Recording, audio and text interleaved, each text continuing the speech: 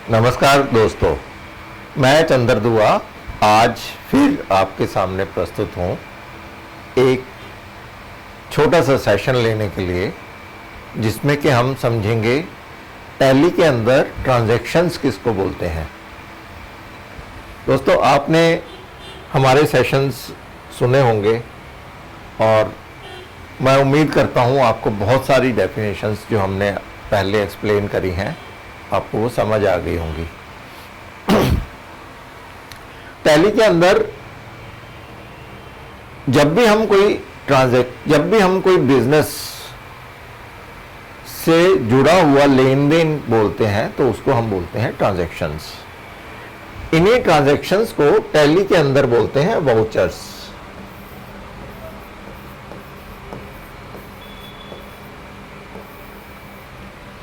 दोस्तों, सबसे पहले हम समझेंगे ट्रांजैक्शंस है क्या। जब भी आपस में लेन देन होता है तो एक व्यक्ति दे रहा होता है, दूसरा ले रहा होता है, या एक वस्तु बेची जा रही होती है और दूसरा व्यक्ति उसका पैसा ले रहा होता है। तो दोस्तों, कहीं ना कहीं उसमें फाइनेंशियल इन्वॉल्वमेंट रहता है। फाइनेंशियल इन्वॉल्वमेंट मतलब पैसे का लेन देन।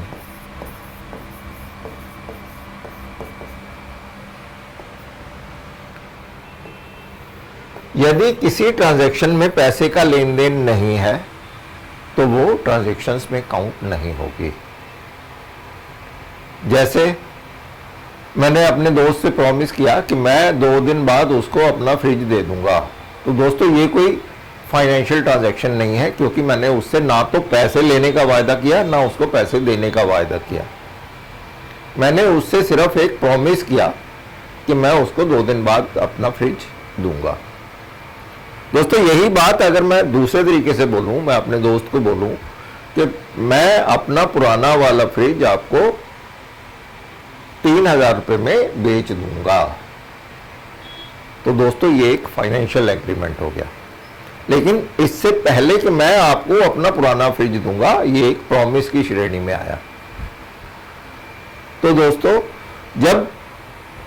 जब भी हम किसी फाइनेंशियल लेन देन की बात करते हैं तो दैट इज कॉल्ड ट्रांजैक्शंस। उन्हीं फाइनेंशियल ट्रांजैक्शंस को हम रिकॉर्ड करते हैं और उन्हीं के बेसिस पे हम अपना खाता तैयार करते हैं। लेजर बनाते हैं, कैश बुक बनाते हैं, डे बुक बनाते हैं, बाकी सारी बुक्स भी उसी के बेसिस पे तैयार करते हैं।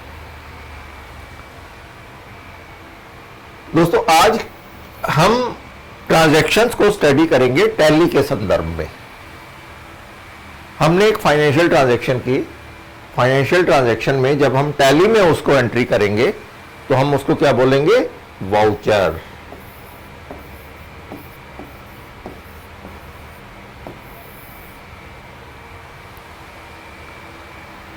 अब वाउचर कितनी तरह के हैं? दोस्तों, वाउचर भी कई तरह के हैं।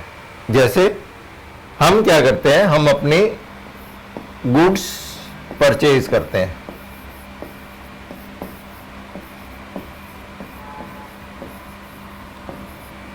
दोस्तों, हम जब अपनी गुड्स परचेज करते हैं तो हम कैसे परचेज करेंगे? या तो हम उसको पैसे देंगे, कैश देंगे, या हम उसको बाय बैंक चेक से चेक देंगे, या हम उसको कहेंगे भाई मैं तेरे को 1 महीने बाद पैसे दूंगा, तो उसको बोलते हैं हम क्रेडिट लेना।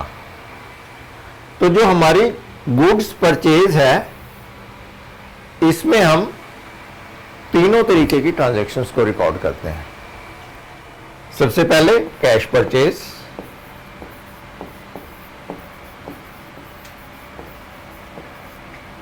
फिर परचेजेस थ्रू बैंक अकाउंट और चेक,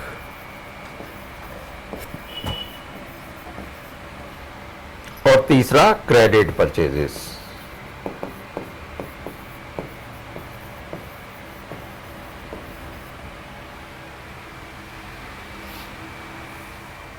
ये सब कहां पे रिकॉर्ड होती हैं?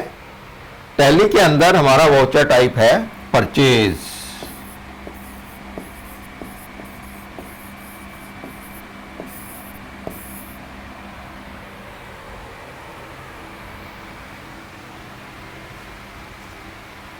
इसके बाद हमारा दूसरा वाउचर टाइप आता है सेल्स, सेल ऑफ गुड्स।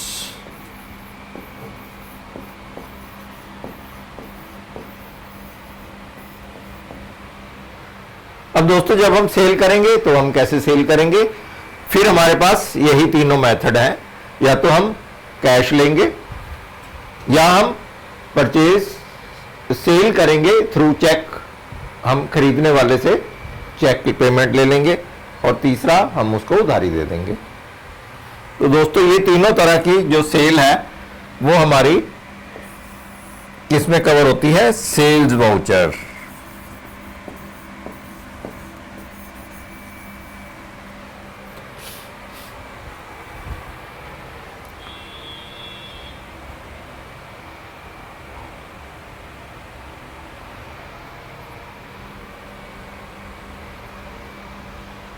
ठीक है दोस्तों, इतना क्लियर है, आगे चले।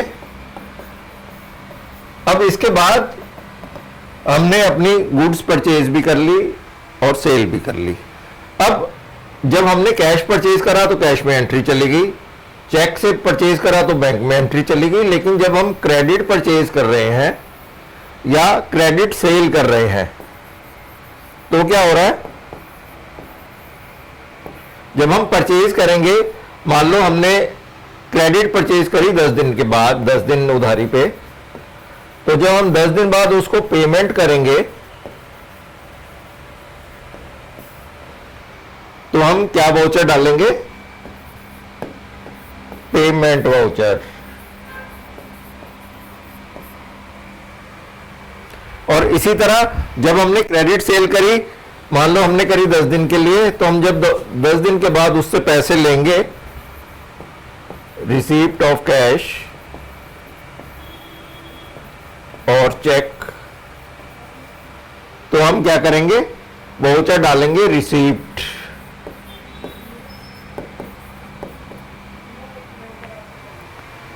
तो इसका मतलब यह है कि payment means payment of sundry creditors और एक्सपेंसेस बाय कैश और बैंक।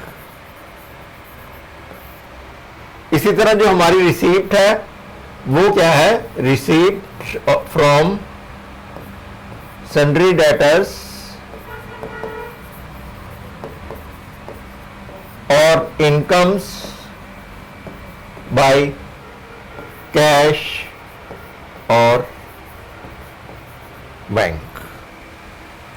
दोस्तों ये 4 मेजर वाउचर टाइप हैं जो हमारा अबाउट 60% ऑफ ट्रांजैक्शंस को कवर करते हैं।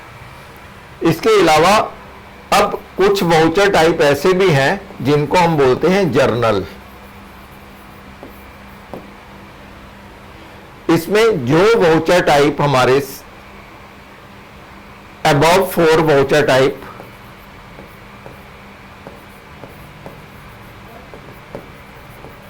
Plus debit note and credit note इसमें कवर नहीं होते, वो सभी के सभी कहा जाते हैं जर्नल वाउचर टाइप में। तो हम अभी समझते हैं कि हमारे पास जर्नल डेबिट नोट और क्रेडिट नोट में क्या आता है।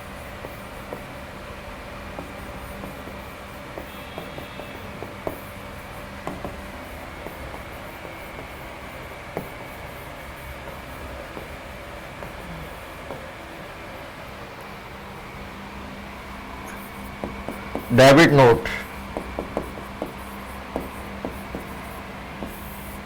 जब हम पार्टी को डेबिट करते हैं, debit note is normally reversal of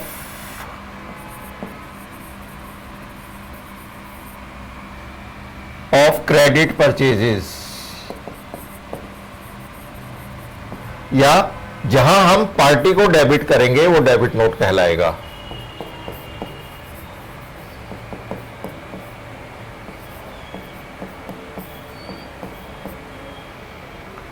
इसी तरह क्रेडिट नोट,